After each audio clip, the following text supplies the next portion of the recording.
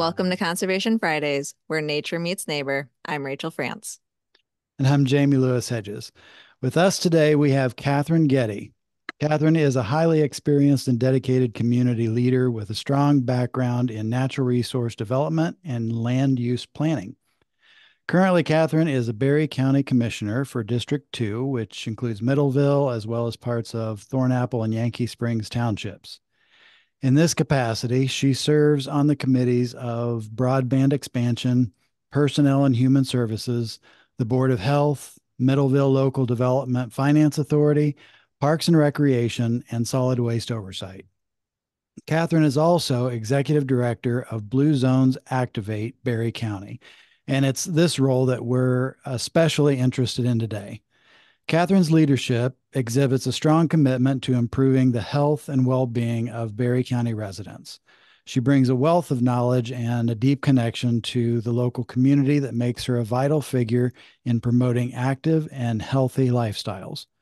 May, as you know, is Mental Health Month, and we've asked her here today to learn more about Blue Zone's initiatives as they pertain to the outdoors, health, and wellness.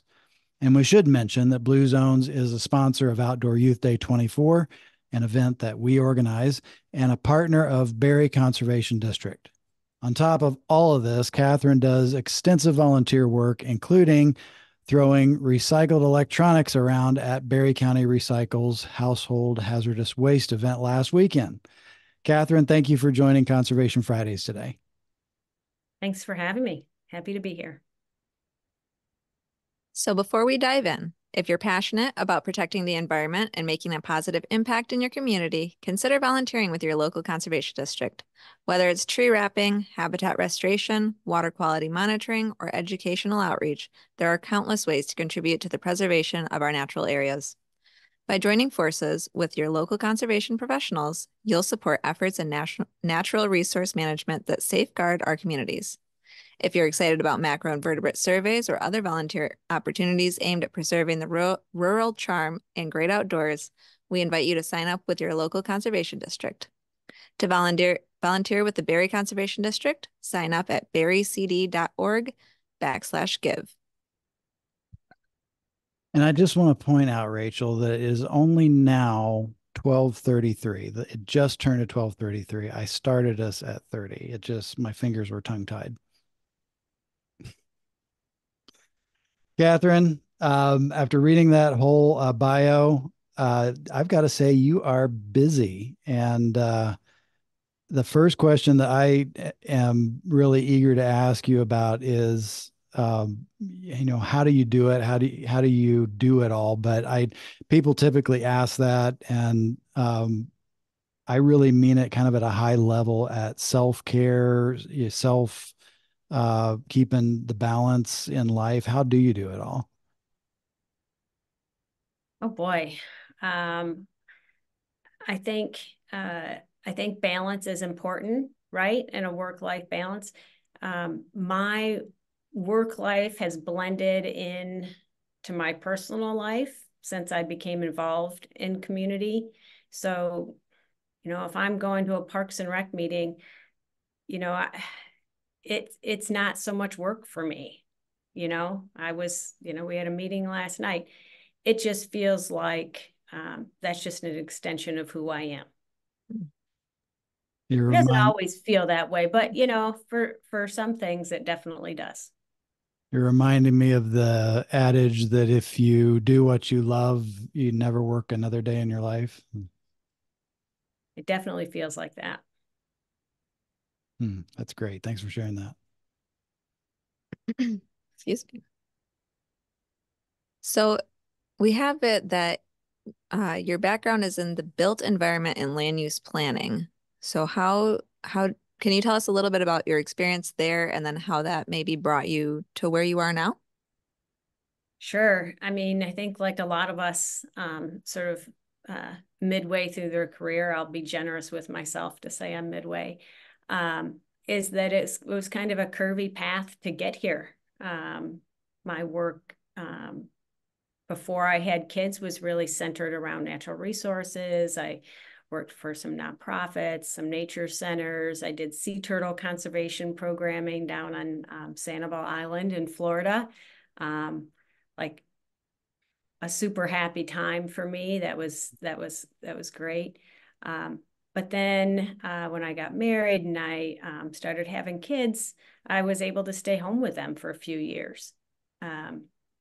Moved back to Michigan, back to my hometown, and then got involved in community. And that really was inspired by my dad and his dad before him, with just really having a desire to serve your community. My dad was a Thornapple Township trustee for decades, and very, very involved in his community. His dad was a school board member, and he taught me that was important to give back. When he passed away suddenly in 2000, I was asked to serve on the Downtown Development Authority that was just getting started. So I was on that founding members of that board, and that kind of got me hooked in community service.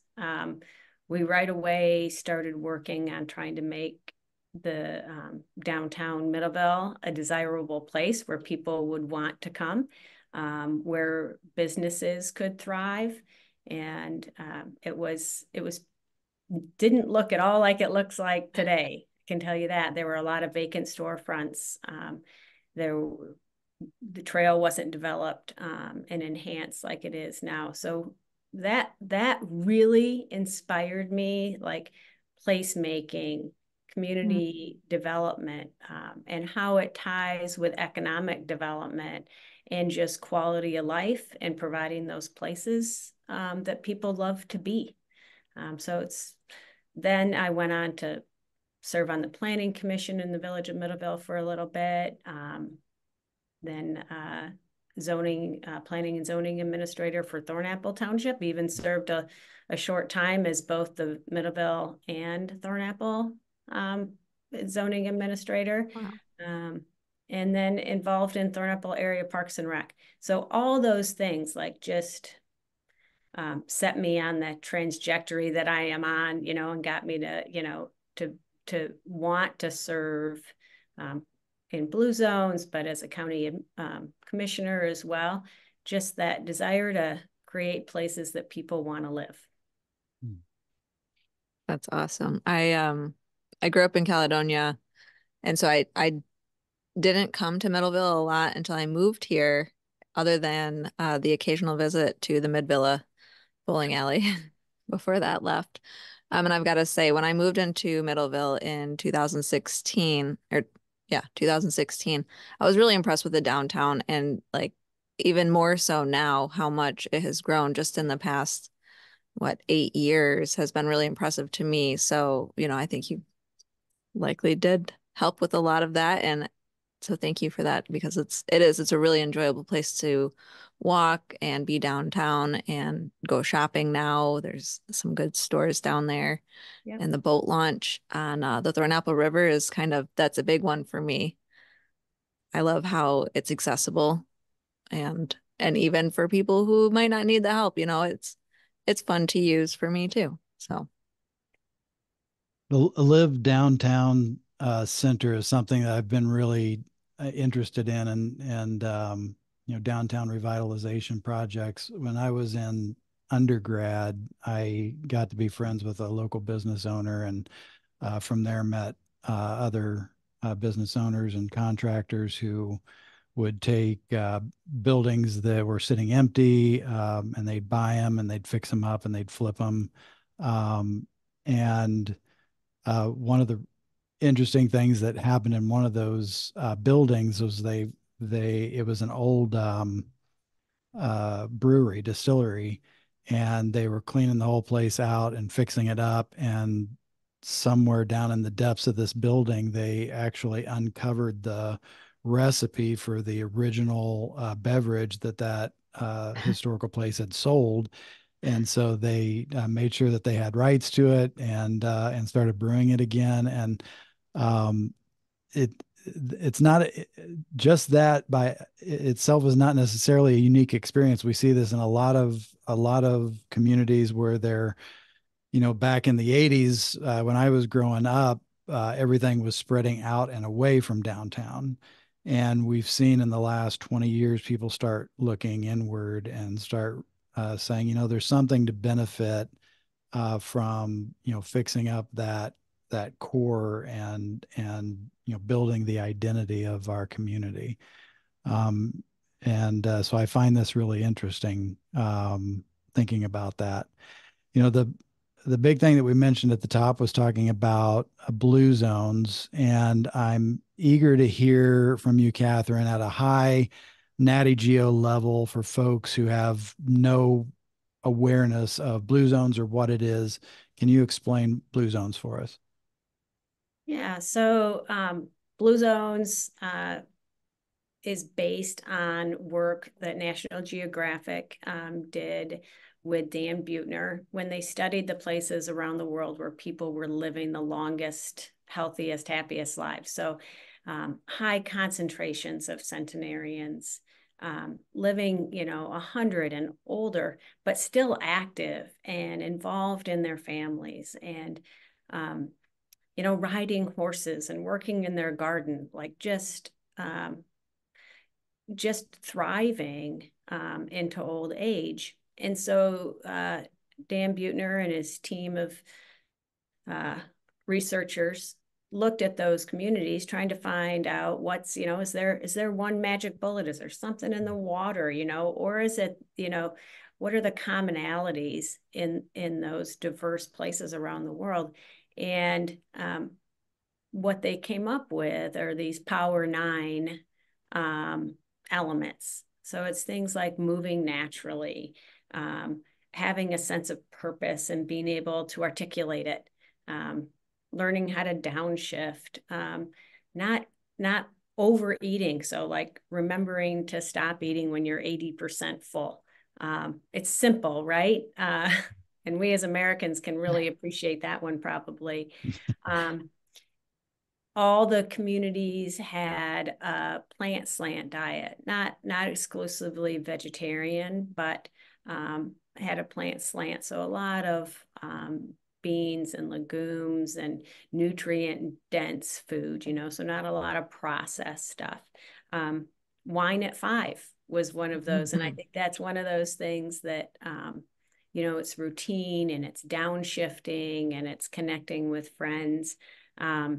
Right tribe, hanging out with the right people, right, that are support your values and support you throughout your life.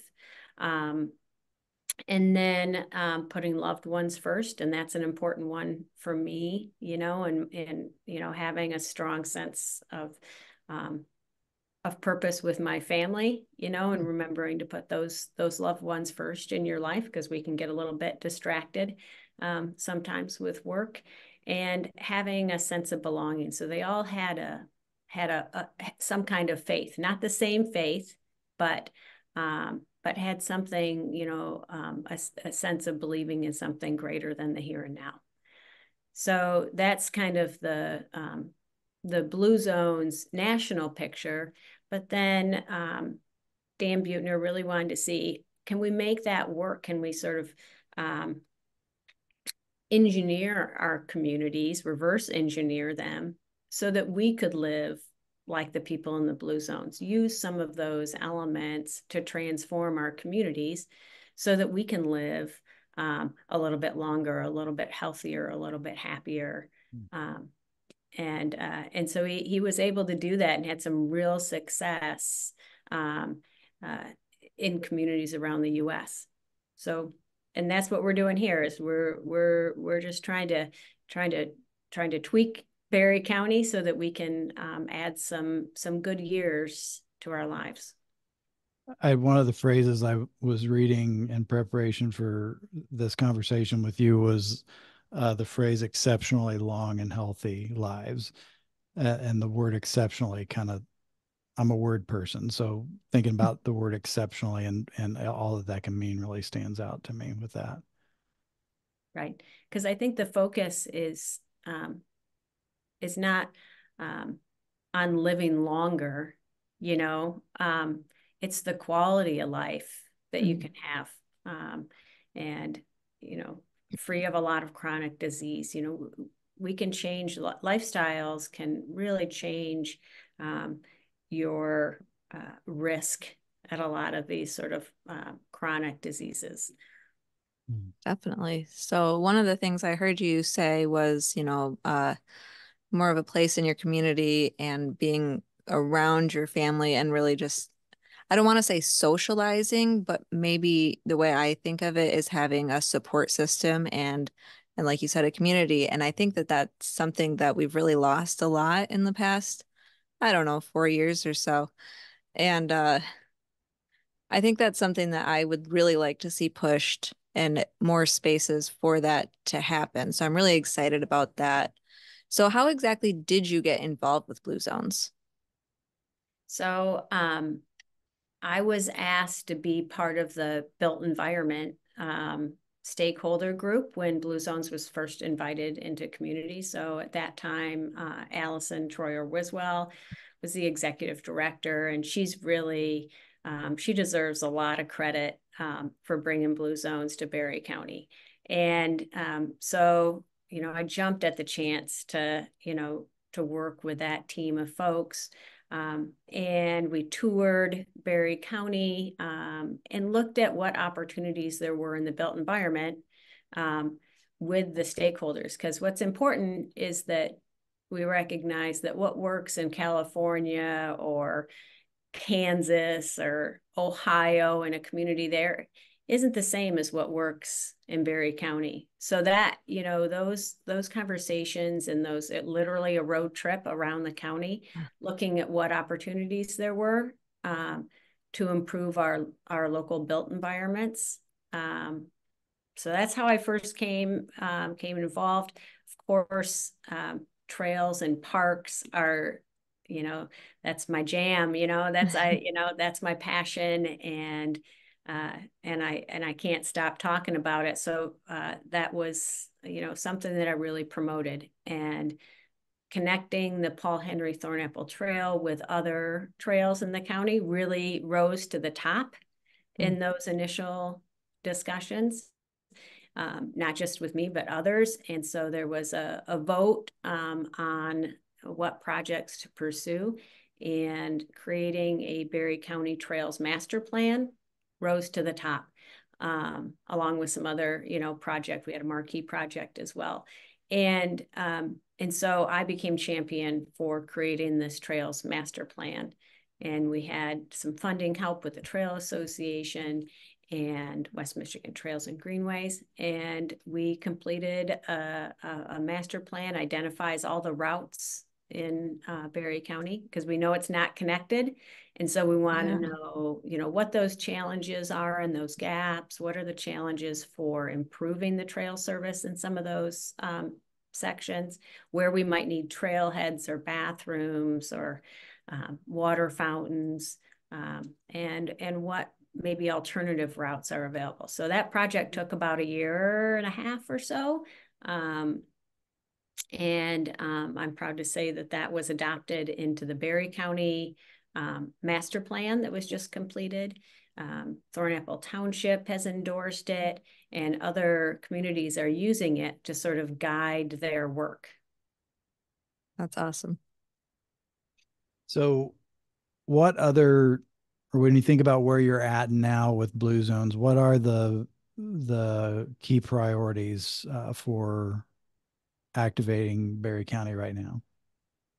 So the work is really in two buckets of focus, and one is in the built environment, and one is in food systems. I could easily talk about built environment stuff, right? Because I'm passionate about it. But our food system work is really impactful. So trying to improve the local landscape of, here, I'm going to take a drink. Should have done that in between. So how do we increase access to healthy local foods? One of the priorities was to create a community food center. And that's a super exciting, really impactful project for Berry County. So it would bring a commercial kitchen that would be like an incubator kitchen, a demonstration kitchen, and an indoor farmers market vendor, think consignment grocery store for local and regional foods. It's being planned in Hastings on the site of the old Royal Coach project, adjacent to 130 some apartments that are going to be built there, and right on the river across from the Thornapple Plaza. So very exciting project. So what kind of vendors would be there? Would those be vendors from Berry County, like similar to our current farmers market? So that would be certainly those kind of vendors. If you went to the indoor market in March and April at the Community Foundation, so they had, maybe you didn't make it. I didn't make it. But there were some food vendors. There were mushroom, you know, a guy had all different kinds of mushroom varieties. There were some bakers that just those pop-up kind of vendors.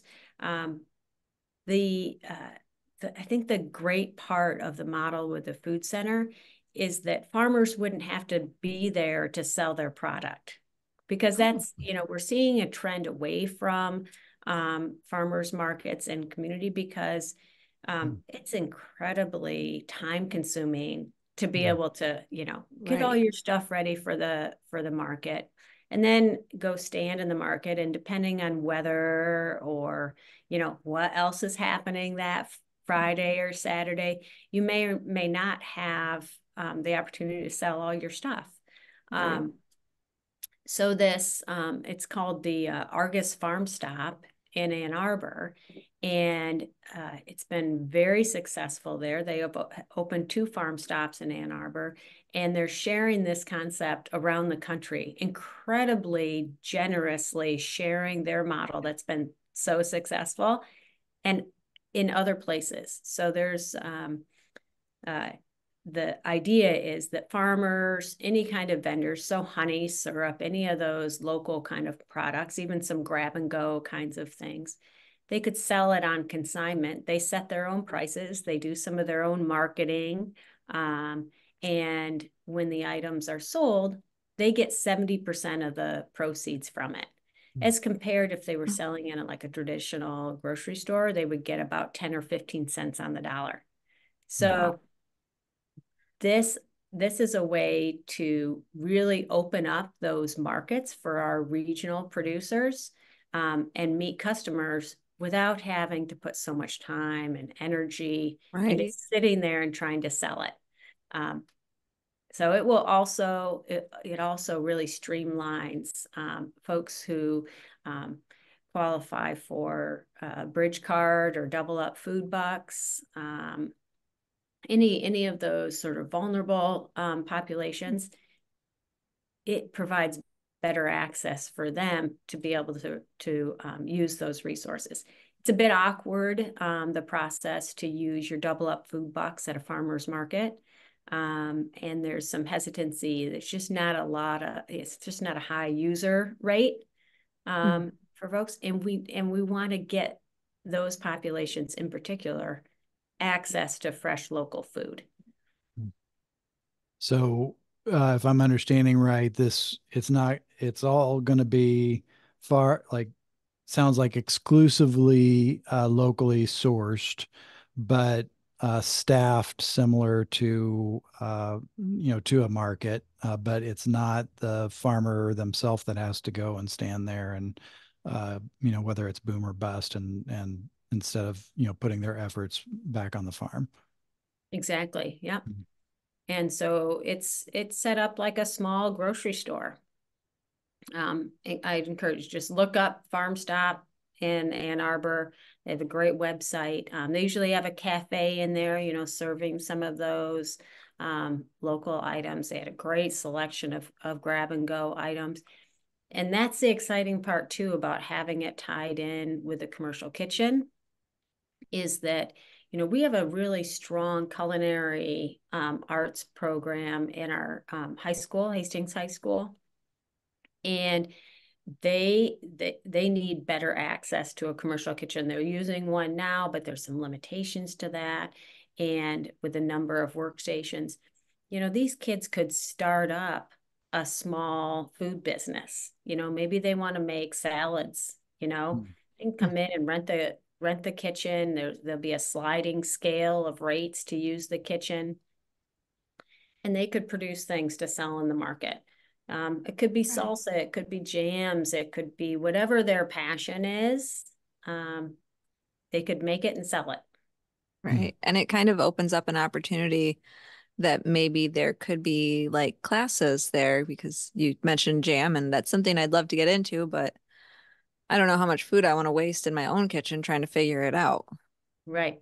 So one of our big partners is MSU Extension, and they do a fabulous job of teaching people how to preserve, how to cook. And they even have a SNAP educator that does, how to cook affordably, how to stretch your food budget. And so the demonstration kitchen is going to be a great asset for that. They can teach people how to make jam, and then maybe we do it during strawberry season so that you could go over and then buy your strawberries, and maybe you don't want to make it at home, maybe you want to rent the kitchen for an hour or two. Yeah. Corewell Health is also, they're do a lot of lifestyle, food is medicine, and so we're really hopeful that those classes can also come to Hastings. You're definitely speaking our language with that. One of the traditional sectors that conservation districts support is the local farmer. And one of the things for Berry Conservation District that we've been thinking a lot about is the small and the mid-sized farmer as opposed to a commercial farmer, and what can be done to support them. And this project sounds like something that's, fits that bill really well. Absolutely. I mean, it's our local farmers, our local agricultural system. We want to do whatever we can to boost that. And we have a strong dairy farmers in Berry County, a lot of meat farmers. I mean, gosh, Otto's, Mooville, let alone all these small farm stands like Wanger's farm stand in Middleville. They're carrying all kinds of products where you can just stop in, and they're co-locating some products from Mooville and from Otto's so that you can grab stuff right there. Not meant to displace any of those farm stands, just provide them another market so that folks who don't want to, maybe Middleville's too far to go, or Mooville, you can't get there all the time. They're excited about offering some products there. Just creating that one-stop place where you could pick stuff up. Also, it would have like like a weekly box, you can order from. So we're working on building that model into it as well.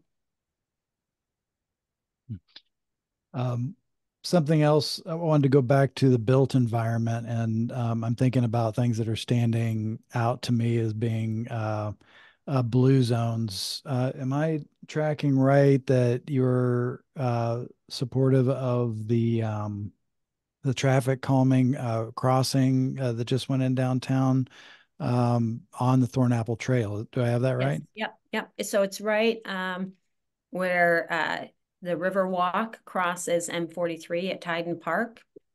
And so that was one of the projects that it was the marquee project, as we call it in our Blue Zones speak. It was voted on as the highest priority to get done while Blue Zones was here in community. And the issue was that people were using the River Walk either west, from Tyden Park, or to the east to Bliss Park, but they were uncomfortable crossing M43 because it feels like crossing 5 lanes of traffic. Mm-hmm. And so if you're pushing a stroller, or if you have any kind of mobility issues, even if you're riding a skateboard, like it doesn't feel safe. And so this was surprisingly challenging, even for somebody who has worked in local government for a long time, to go through that process, work with MDOT, making sure that all of our partners felt comfortable identifying a product that would work that we could pull out in the wintertime so that it wouldn't disrupt plowing. So check it out. It is installed and it will provide a safe, like kind of mid-road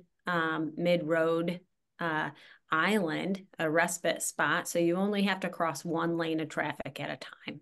Mm-hmm. So you can watch for your traffic, you can get to the middle, and then you can worry about, getting across the next lane. Yeah. What else in that bucket for blue zones is in the works right now? So um, the countywide trails master plan really started to identify some opportunity areas, and that led to Berry County Parks, and a big shout out to the director Dan Patton, applied for $1 million of the Berry County ARPA, American Rescue Plan Act money, to improve some of the county-owned sections of the Paul Henry Thornapple Trail. We had hoped to get a little bit more done with that $1 million because it includes all the engineering and design work, some survey work, so we know exactly where that rail bed is. And but right now, like literally as we speak, they're working on the 1 mile section in the village of Nashville, which runs from M66 to Curtis Road. And that'll be a fully paved section.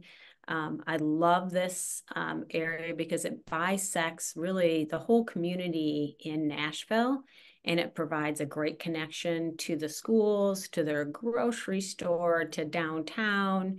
And it was one of the sections that wasn't very usable. So it doesn't always follow the old railroad track. Some of these old grass and gravel sections are really usable. This one really wasn't in some spaces. And it's all right, like adjacent to where people live. So they can use it as a legitimate commuting route, without having to get in their car. Fully accessible. And I imagine that this is really going to drive the missing piece just into Eaton County. So there's a missing piece that's grass and gravel. It's very travelable, but not super accessible to anybody that might have mobility issues, and it's definitely not paved. So we're hoping that our Eaton County neighbors then are going to pave that missing section between Nashville and Vermontville. And, then people, I think it's going to be a game changer as much as the trail project in Middleville was for Middleville. Nashville's now going to see that energy and that excitement, and it absolutely will result in better health outcomes. And that, to keep that in mind, if you provide people with places where they can safely recreate and move naturally and go for a walk with their family, or teach kids to ride a bike, right, Rachel? Where you're, not worried about their safety, people are going to use it. Right. So can we tie that all back in with the mental health? You talked a lot about physical health, between food and exercise. And I hope we all understand the benefits of proper food and proper exercise for your physical health. But what does that have to do with mental health? So I think that everybody sort of intrinsically knows that there's a connection with being able to move naturally and getting outdoors and connecting with nature. But you feel better after a walk, right? it provides those touch points to connect with other people as well. Like we're promoting some walking groups right now. So you'll see a big push come out on social media and on our website where people can sign up to walk 30 minutes, 30 to 60 minutes twice a week. They can sign up in different communities. And I think it's less about the 30 to 60 minutes of activity and walking that they're going to get. It's more about those social connections. And, you know, it's an opportunity to meet up with other people who like to walk as well. And that is as important as anything that we do, is to provide that space for people to connect with people that can support them. It really is. There's too many lonely people out there. Mm-hmm. Yeah, agreed. Yep. We were talking before the start about Dr. Casey Means' book, Good Energy. And I'm listening to an interview with her right now where she talks about so many of the things that we are challenged with, both mental and physical, are metabolically related. And the solution to that is activity. That, you know, our muscles generate our immune system. They help our system to, when we feel better, we physically, we think better mentally, and the social component to that is a very real variable, which comes back to so many of these projects you've described to us already are reinforcing the, not just the aesthetic of our local communities, it's also affecting the identity of our local communities and helping us to feel better about where we live and have more access to where we live. Is that the punchline? Absolutely. You know, another perfect example of how all those things connect are the community gardens. You know, and while the community gardens are providing a source of fresh produce and fruits that, you know, that the gardeners are going to benefit from, while you know, the act of gardening is good for you physically because it's a lot of exercise. You know, you're up and you're down, you're carrying stuff, and you know, you're out in the outdoors. But what I'm seeing, like in Delton at their garden, and they're really integrated with the schools there and teaching curriculum to students in the elementary school so that they understand where their food comes from. Very, very cool. Those folks are doing a great job. That inspired the village of Nashville to start a community garden there and in Johnstown Township. They both recently got grants from the Berry Community Foundation, Healthier Community Grants. They were awarded $7,000 to just start their community garden, get them started, a shed, you know, basic implements. The Farm Bureau also helped, Berry County Farm Bureau also helped. But what it happens is it becomes that space. And I've seen in Nashville, like 12 residents that didn't know each other. Now they're all like, they're gardening together. That's going to form that support group, right? And, you know, so that you have somebody to reach out to if you're in trouble. And, you know, it just provides that support network for folks. And I mean, that's where I'm going to head to after this interview. I'm going out to get some plants for the gardens and deliver, and we're going to have a couple of work days out at the garden. And I guarantee, like, I'll be in a better mental health state after doing that. You can't help but be happier.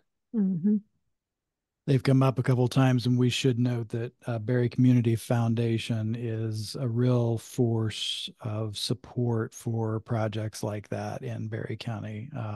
Very thankful for them being here.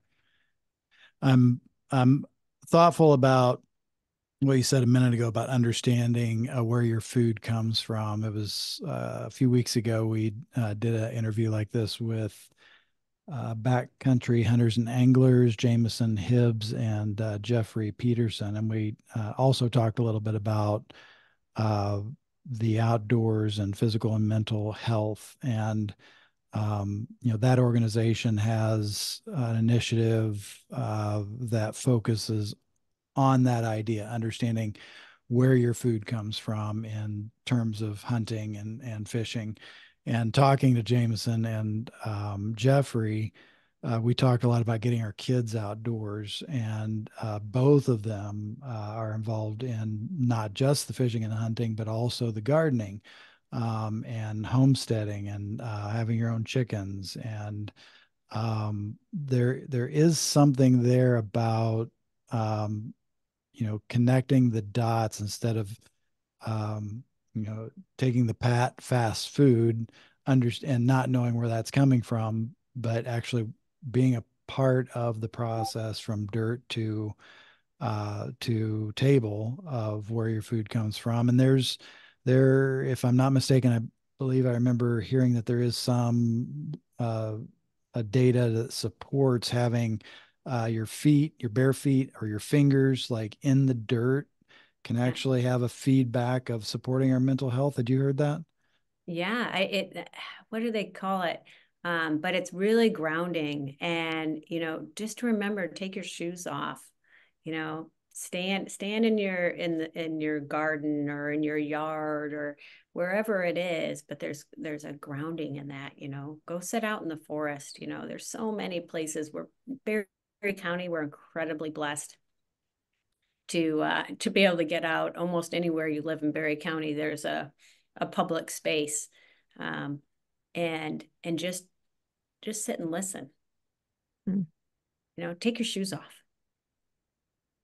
And then it is fascinating to think about that um, exponentially feeding into doing that, not just yourself, not just as a family, but doing it with other families in your community and that fostering connection. I think I find that fascinating. Yeah, and I think none of this happens by accident, right? And having those places where people can connect has really been what my career has been about. How do we create those places where people feel safe to be able to connect with their families or with other families? Because it just doesn't happen by accident. We Mm. need to build them. So I guess you'd already kind of talked about what's next for blue zones in Berry County, but what's next for you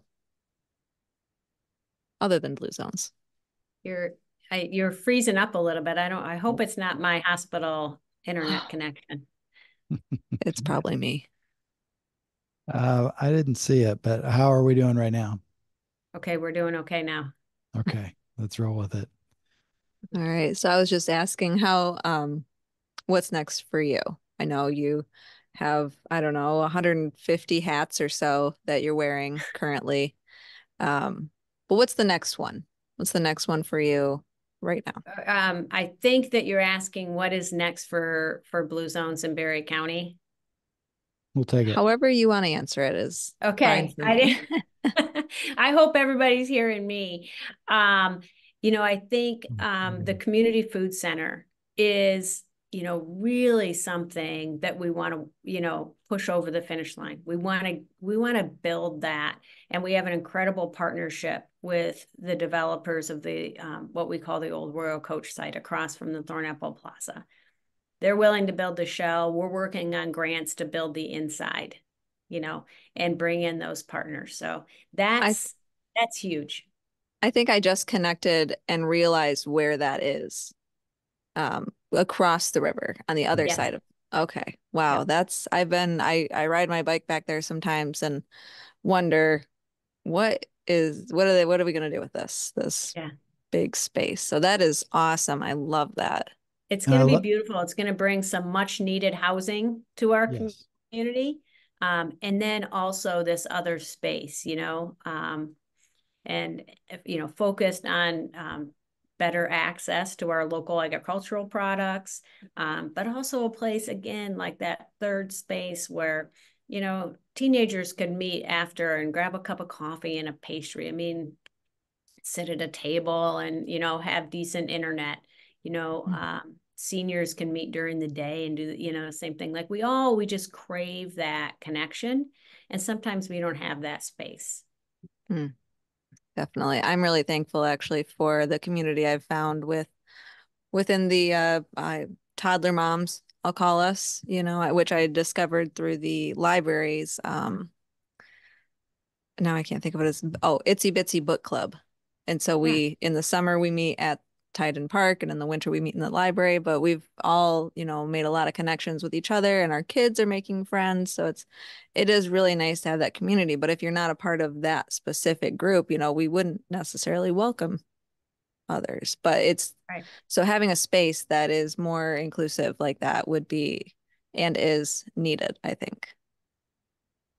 And I'm glad there's you gave a shout out to the Hastings Library because they're amazing. Always. And I was going to follow up on that for the benefit of listeners who may not be familiar with the downtown environment there. What we're describing is on both sides of the Thornapple River, just beside immediate downtown of Hastings. There is the public library right there, and then across the street from that is the plaza, where there's a bridge that crosses the Thornapple River, and then that what is right now an open space on the other side of that is where you're talking about these residences and the food center all being built there. When is, do you have an idea when ground is going to be broke on that? So they would like to start, I'm sure, yesterday. Um, they're looking at maybe late summer, fall, and they want to build the food center concurrently with the rest of the apartments. So Mm. not a build one building and another building 5 years later. They want to build it all here. Well, you know, while they have the construction crew, Hmm. which is it's just going to be a game changer for the city of Hastings and regionally too. I mean, we have such a housing shortage of all types, and this will fill a little bit of that gap. Before we leave, I'm thinking here that you're talking to me and Rachel, you're preaching to the choir a little bit, and the conservation district is, by mission, we're advocates of everything that you've talked about. But if you were talking to someone who, maybe was a naysayer and saying, look, this sounds like a lot of stuff that would, be up in Kent County. Is this really the right thing for this county, for Berry County? What would you say to them? Well, I think there's no cookie cutter approach, you know, so Blue Zone's transformation work in downtown Grand Rapids would look very different than what opportunities we have in Berry County. And so Blue Zones is very intentional about involving people like me. You know, these aren't, urban planners from Boston. They're people just like Allison Troyer Wiswell and myself and all the members on the steering committee and the action teams, so we were looking literally what opportunities are here. So, folks can have the misconception that we're promoting, just a plant-based diet, and we're not. We're promoting a healthy diet, using our local, boosting our local food system, buying from our local farmers, whether it's, dairy or meat or cheeses, whatever it is. I mean, these are, we're lucky to have so many producers. And by the way, put some vegetables on your plate and maybe a few less, processed foods, because it's good for you. Yeah. And what Complete Streets, that's another policy that we promote. Complete Streets is planning for all users of a roadway, not just those behind the wheel of a car. So in a city like Grand Rapids, Complete Streets looks differently than what it looks like in Berry County in our communities. in our communities here in the city of Hastings or in Middleville or Delton, Nashville, we're looking at just providing some good connections, so that you feel safe. If I live 3 blocks from school or from a grocery store, or from the library, that I feel like I could walk there. I could ride my bike there. I could push, when I was a young mom, now I'm a grandma, that I could push my granddaughter, to the library in a stroller, and not worry about gaps in the sidewalk or curb cuts or, a wide crossing like that we're working on in M43. You feel comfortable getting, out from behind the car. Those concepts look very different in Berry County. And so I know some people have a hard time, seeing how Complete Streets works here in a rural space. Sidewalks are not going to work on every, remote county road we have. Those really are going to be just cars. But there are spaces that have opportunities here. So that's really, what we focus on. It's not something that works in Minneapolis, but something that will work here in Berry County in our communities.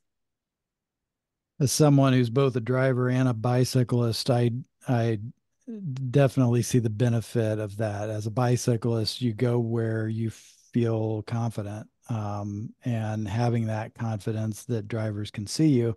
And I also feel that on the driver's side, we depend upon what we can anticipate and predict. And I was thinking about that with that traffic calming device. You can see now, much better than just seeing white stripes on pavement. You can clearly see that there's a good opportunity that there's going to be someone walking, someone with a stroller, someone with a skateboard, someone with a bike, all of which I have seen cross that very spot. You can now anticipate that and predict it, and it makes the experience much better for drivers as much as it does for the people using that trail. Yeah, I really see the benefits of that. Rachel was asking earlier when we were having technical difficulties there about what's next, and I don't want to get away before talking a little bit about the next project that Berry Conservation District and Blue Zones are working on together.